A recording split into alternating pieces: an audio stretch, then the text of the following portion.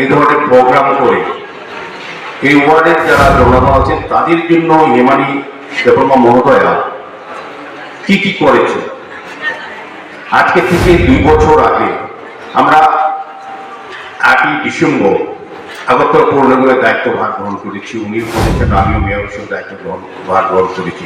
আমিও 16 নম্বর ওয়ার্ড থেকে নির্বাচিত প্রতিনিধি।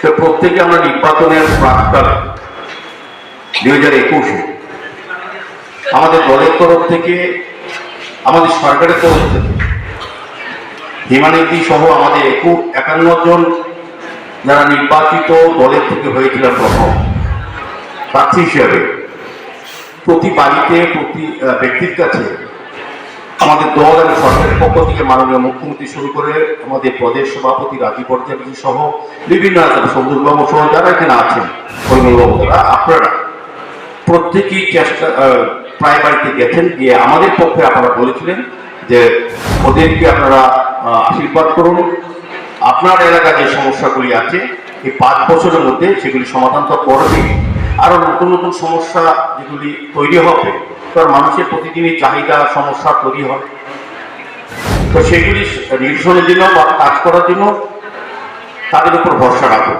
আপনারা আমাদের দলের পক্ষ থেকে, আমাদের সরকারের পক্ষ থেকে, মন্ত্রী, এমএলএ, বিধায়ক, যারা যারা সবাই গেছেন, নেতৃবৃন্দরা, তারা কিন্তু আপনাদের উপর, আমাদের উপর ভরসা রেখেছিলেন।